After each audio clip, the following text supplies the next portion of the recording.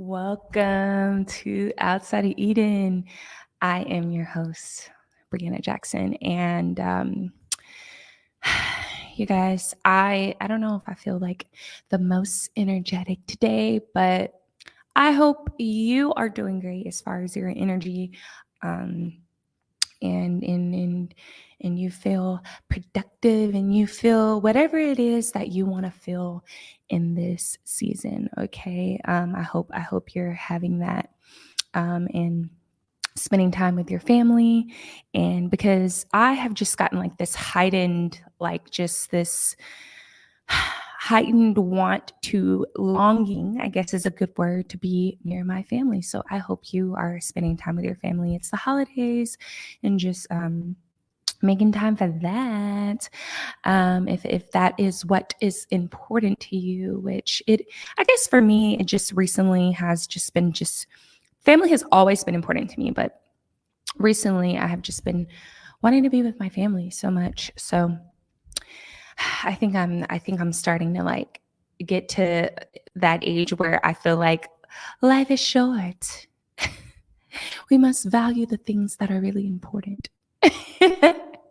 I don't know what it is, but um yeah, and speaking of family, man, like dude, the people that we keep around us are so it's so vital, because it's like people can either detract, they can be like a subtractor, they can add, they can influence, they can inspire, people can do so many things and have so many effects on your life, both family and friends and relationships, our lovers, so I do think that our people are so important, the company that we keep, because the Bible tells us that bad company corrupts good manners. And I don't know who I was listening to, but there was someone that I was listening to that was saying that two of the most important decisions that you're going to make in your life is, one, giving your life to Jesus, and the second being who you choose as a spouse, who you choose to live uh, the rest of your life with. And I thought about that, and I was like, wow, that's crazy, because it's so true. Because if you think about it, anytime when we've actually been in a relationship, like if we just ponder on it, like even for me, I feel like whenever I was in a relationship with someone, I like everything that they did affected me. I mean, everything. I mean, if they were upset that day, it affected me, because then I'm like, oh my gosh, they're upset. Like, what can I do to make them happy? Then I'm in like this pleasing mode. And then if they're happy, then I'm happy, because I'm like, oh, everybody's happy. I'm happy. I'm being influenced by the happiness and the joy and the upbeat of their inner their uh energy. I mean, I guess, yeah, energy is a good word for it, or the upbeatness of their emotions. How about that? Emotions is a better word. And emotions is just energy and motion. Anyways, it's literally what we are experiencing in that very moment. So, and I don't want to be one of those people where, and I don't want you guys to be one of those people that are afraid to use the word energy, because it is a thing. But the new age spirituality has taken it to a totally different level, where we are talking about energy in a way that it is a detriment. But the way that I'm talking about it in this very instance is its connection to emotions. And so, yeah, and the fact that people can affect us so much. And another thing about like our relationships, what's wild is, because the people that we are in a relationship with are we're spending our most of our time with, especially if like you live with this person, you're in marriage with this person, you see this person every single day. And when you make that vow, you vow to spend the rest of your life with this person through thick and thin. And so everything that they are experiencing is going to affect you. So when they're in pain, you're also feel the pain that they feel. And so I think honestly, that's why they are like, yeah, like that is the second most important decision that you'll ever make in your life is the spouse that you choose. But on top of this, I mean, your friendships are also just so important. And I think sometimes too, when we think about company, we do think about friendships, company is not just close proximity. Company is also it may be someone that I listen to all the time on Instagram or TikTok or YouTube. These are also considered company that I keep. They're not close proximity. They're not friends that I have that I'm speaking to on a daily basis or I'm speaking to every so and then, but they're speaking to me. I may not be speaking to them, but they are feeding me. So my pastors that I listen to, influencers that I'm hearing speak, or I'm watching what they're doing in their life, if they're traveling or whatever they are doing, all of this is influencing me, especially if I'm intaking it through. I'm seeing it through my eyes. I'm hearing what they're saying through my ears. These are my eye and my ear gates. So although they are not my friend, I am not friends with them. I am still being influenced by them. And I think that's where they get the term influencer, because they know that people do have the ability to affect us even when we don't think that they're affecting us. Like, we could literally watch a 20-second video of someone and we've already been inspired to completely change the decor in our home.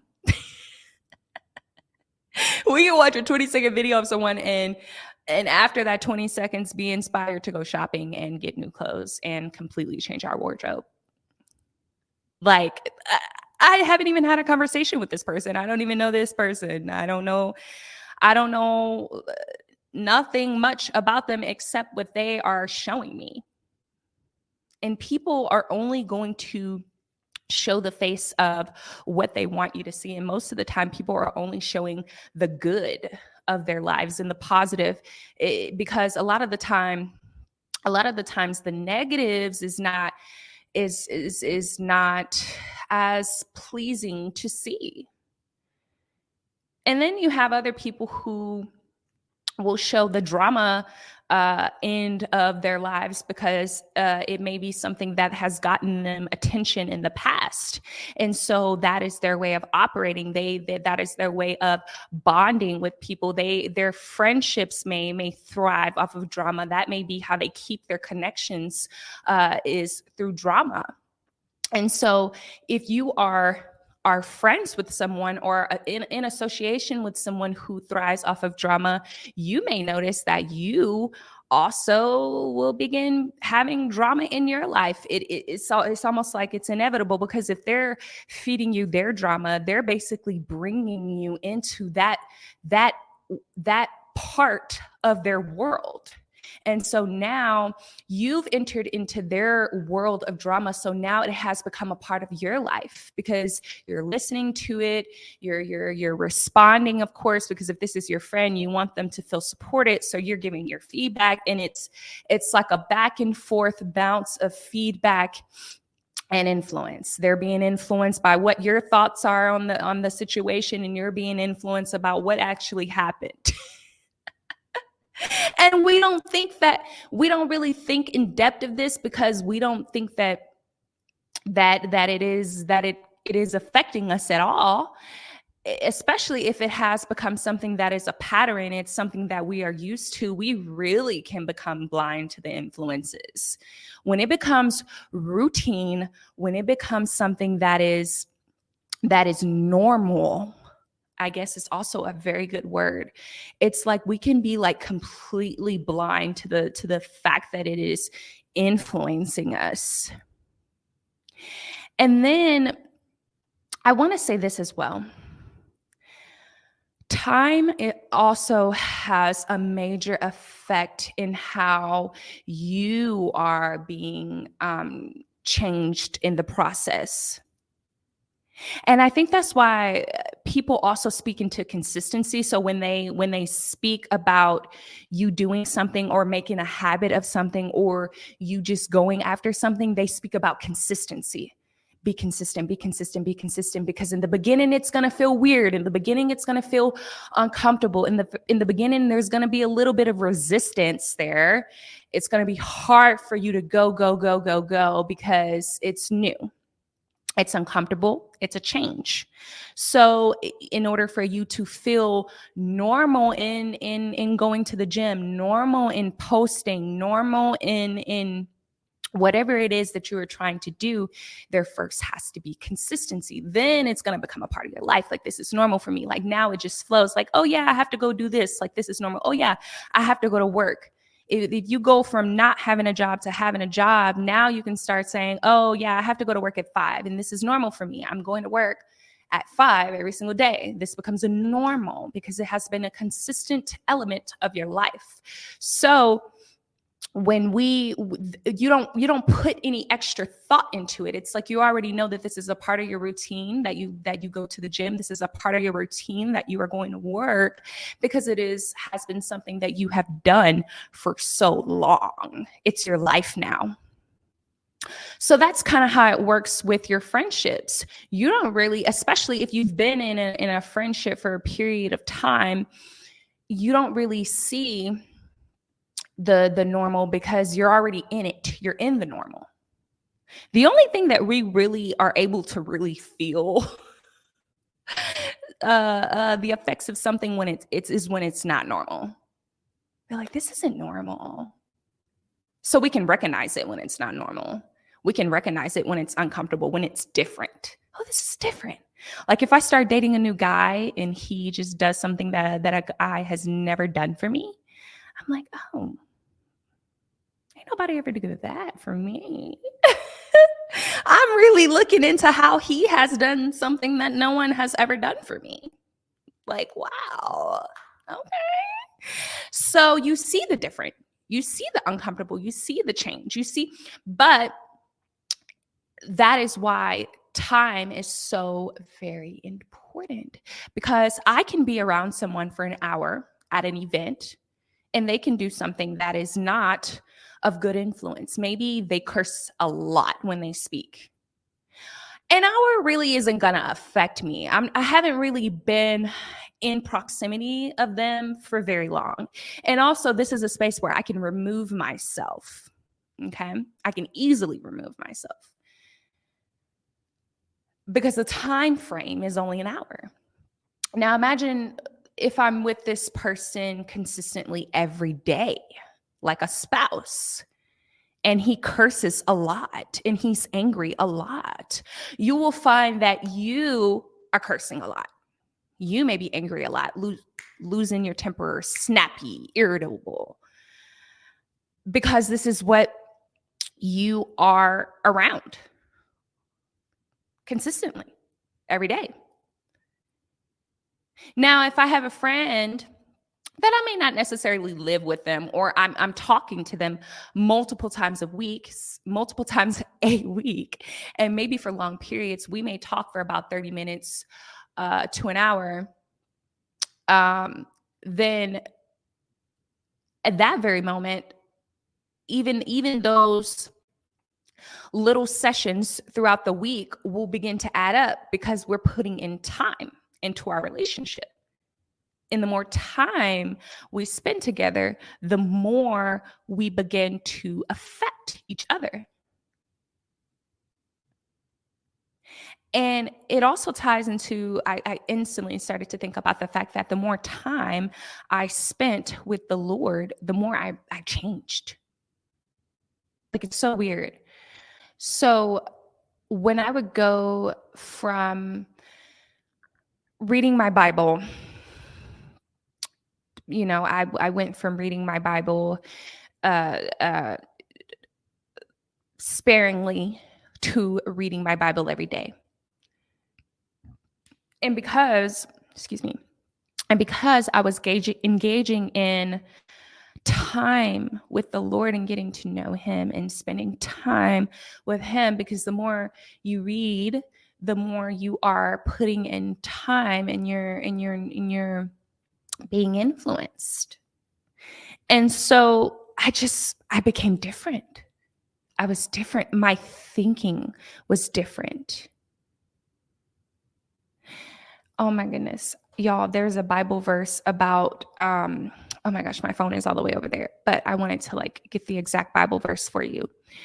Um it's something about we become changed by the renewing of our minds. And the only way that we can change is by the renewing of our minds. If we are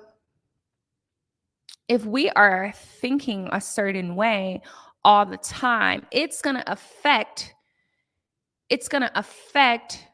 that specific area in the way that I'm thinking about that specific thing. So if I think about that specific thing as something positive, it's going to influence how I respond or act concerning that thing.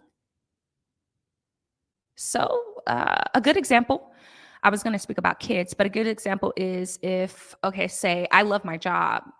Like I love going to work. I have a positive mindset about my job.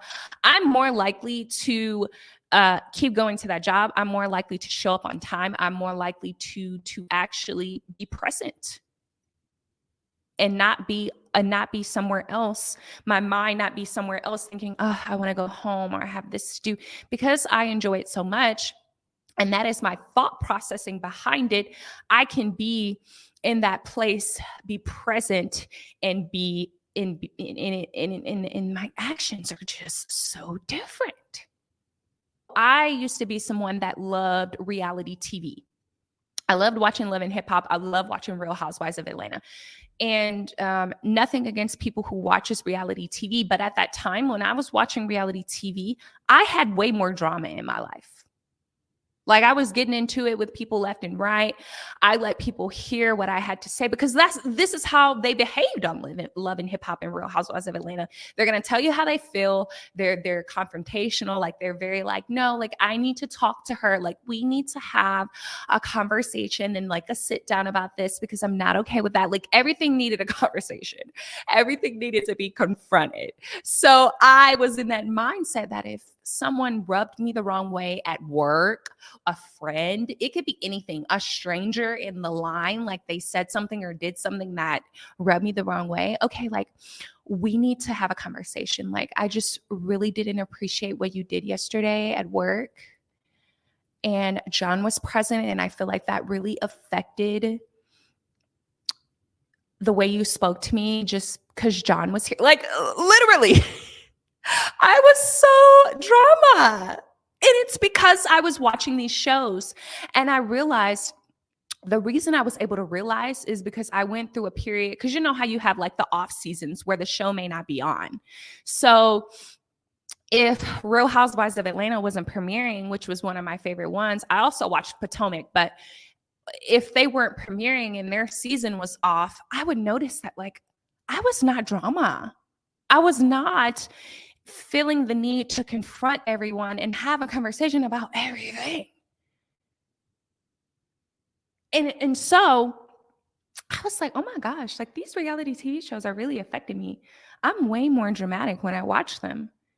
So then, you know, I made the decision that I was like, you know what, I'm not going to watch reality TV shows anymore because I didn't realize until I made the change that something was different about me. But I had to make the change first in order for me to see.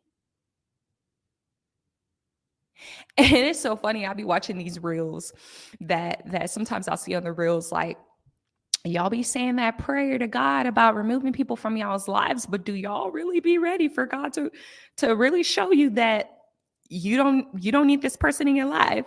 And it's so real because it's like you'll say the prayer for God to remove people that aren't supposed to be in your life or remove people that are bad influences or not good for you. And you be so shocked because you'd be like, dang, well, I thought But God was like, no. It be the people that we be wanting to hold on to so tight. Like we be wanting to literally like, no, but please, but this, no. Because there's something that maybe you gain from that particular relationship or that you believe that you gain from that particular relationship.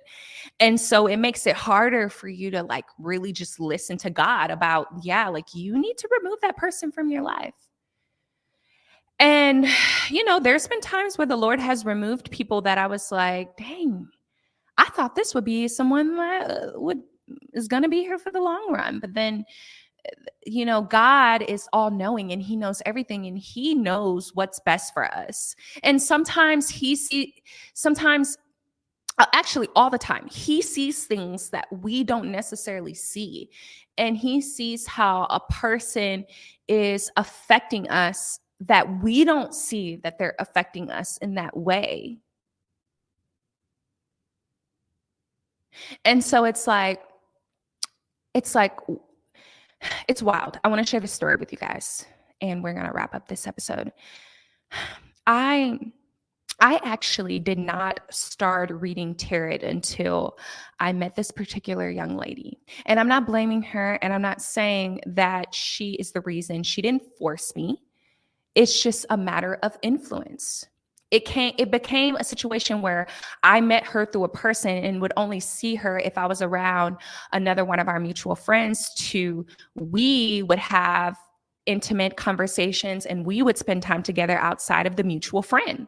So we went from seeing each other for a couple of hours, just chilling, to spending the night with each other. Like we got really close and we have conversations, and she was someone that was way more along her path of her spiritual journey. Like she knew a lot more than I did. She knew the different goddesses and what the roles that they play. Like if they were the goddess of love, the goddess of war, like she knew all that.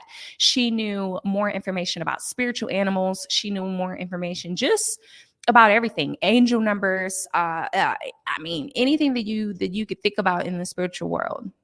The different goddesses that you can speak to. She believed a lot in spirit guides.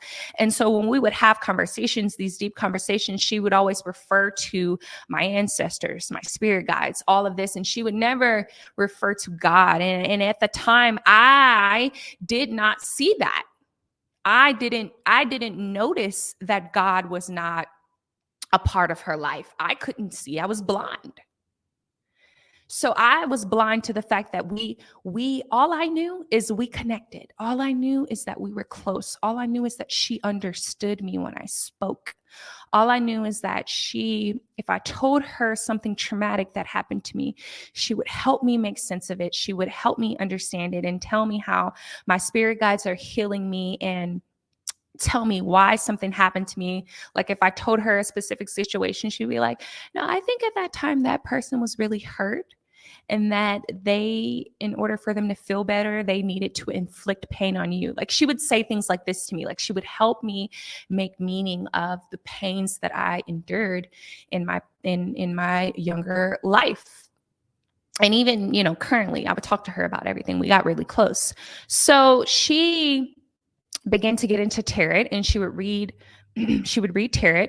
And so we would have conversations. I'd be telling her a story about something because we're friends. So we were talking, and literally as I'm talking, she's pulling cards and she's helping me again make meaning of whatever happened. If I'm talking to her about work or I'm talking to her about another friend, she is literally helping me make big decisions based on these tarot cards and communicating with the spirit world. So then I got to the point to where I was tired of going through her in order to be able to speak to the spirit world, in order to be able to make my own decisions. I went and I got my own tarot deck. And so I'm new to this. So I'm like, oh, well, maybe I should get other tarot decks so that I understand what the spirits are trying to tell me, or my goddesses are trying to tell me.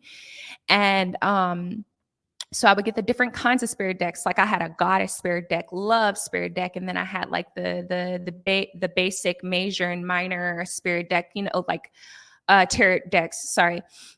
I had all these different kinds because I'm still learning how the spirits communicate to me. So the cards really help you because literally every card normally has like a meaning. Like they give you like a little menu book and it tells you if you pull this card, what it means. If you pull it upright or upside down, it has a different meaning, all of these different things. And so I went from her reading for me to me reading for myself to me reading for other people to me wanting to post my videos on YouTube because she would then start to send me YouTubers who did group tarot readings, and they're about like 45 minutes long to an hour long.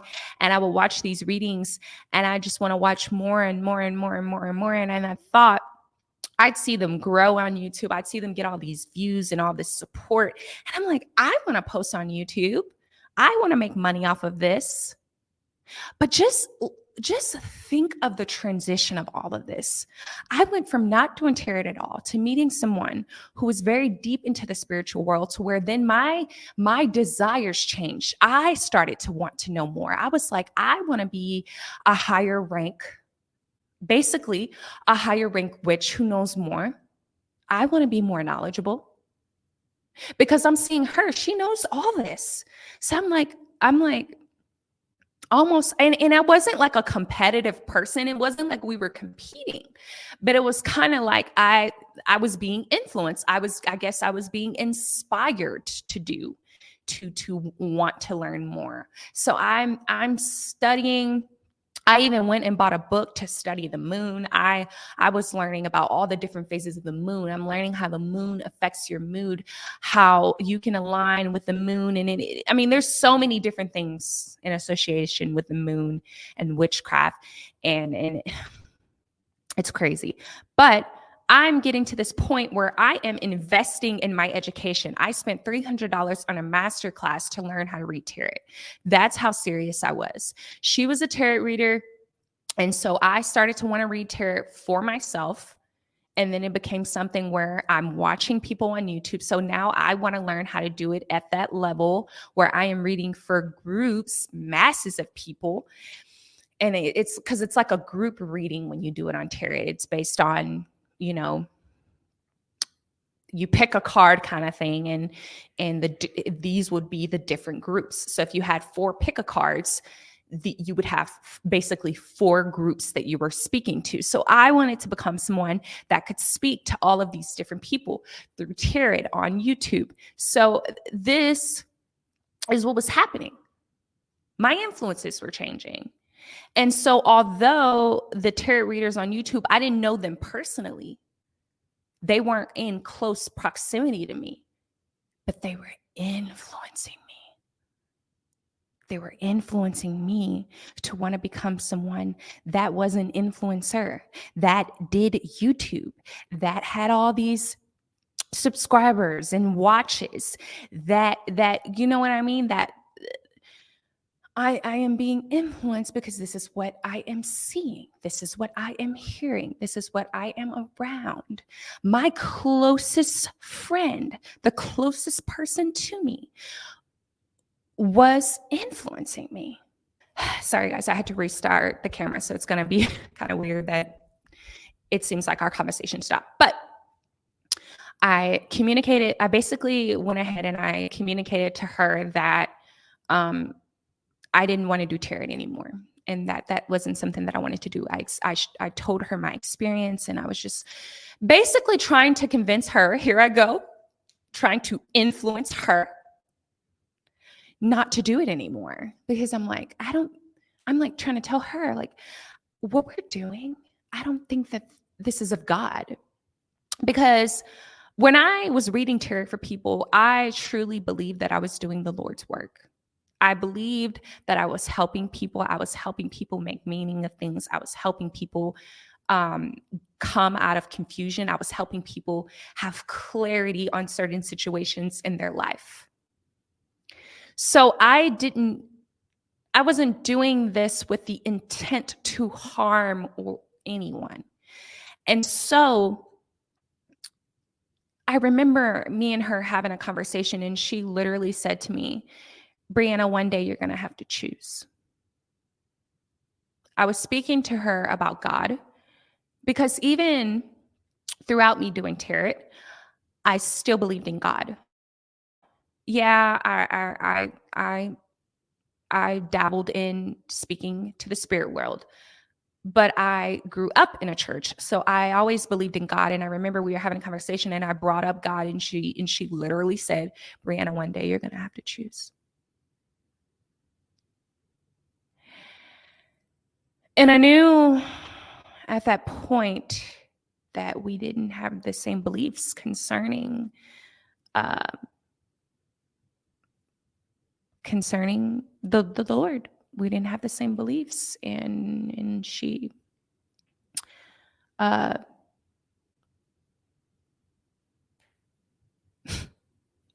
she believed in what she believed in. And from that very point, it kind of really just affected our relationship. I mean, I didn't even have the desire to really want to speak to her as much. We were still friends, we would still speak, but I didn't feel the closeness that I felt prior to her saying that, right? Because a lot of the times when we are close to someone, there is something that is keeping us in bond. There is something that we have found each other to be relatable in an area where we can relate, that is keeping us close. So when you lose that bond, that part that keeps you uh, in relation to that person or relatable to that person, it makes it hard for you to have uh, uh, a closeness in the relationship. And then their ability to influence or affect you will start to slowly dwindle, especially if the relationship is dwindling. And that is why the company you keep is so important. So if I am not communicating with this person as much, remember time, I'm not putting in as much time as much, they're not affecting me as much. We're not close anymore. We're not bouncing off of each other anymore. So now you lose that, you know? And that is why allowing God to remove people from your life can be of so much good. If we allow it, can be of so much good because he knows what is best for us. He knows oh my gosh, once they have this person, they're going to start doing this, and they're gonna start veering off path, and they're gonna start doing this. Their mannerisms are gonna change. Their habits may start to change. The way they think may start to change. The actions they take may start to change. The places they go are gonna start to change. The mutual friends that they're gonna have are gonna start to change. And what's so crazy is that you can tell a lot about a person by the friends that they keep. So if I have a friend and of course, they have other friends, the friends that they are keeping is going to start to tell me more about my friend that maybe I didn't know before. Because the friends that we keep can tell us a lot. It can tell us a lot about ourselves, and it can tell us a lot about other people. And it took a while for me to come to even that, for me to even my eyes to be open to that. The fact that the people that we keep around us can tell us a lot about ourselves. Because in reality, in one of the previous episodes, I spoke about us getting our identity from our relation to other people. And so people are literally mirrors for us. A lot of the times when we are close to someone, like I said, there's something that we have in common. There's something that's bonding us. So there's an area where we are very much alike. And it could be multiple characteristics where we are alike. Our interests may be the same. Our hobbies may be the same. And so it's crazy, but it's so important. So I hope what we got into today get you thinking. Man, this was a good combo. I'm excited for the next episode, and excited just to get more into what the Holy Spirit is putting on my heart to speak about, because company has been on my mind for the past week. Company was on my mind heavy this morning. I it's wild. So um, trust the Lord to lead you, and trust that He knows what's best for us, better than we know for ourselves. And so if He believes that someone should not be in our lives, it is for a reason. And how could I know? How did I know from just meeting that person that it would have taken me deeper into the world of divination?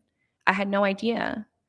I'm just thinking I'm building a bond with a person who has similar interests in me and listens to me and all of these things. And so I would have never thought that I would have gotten deeper into divination. I never even thought of touching a tarot card.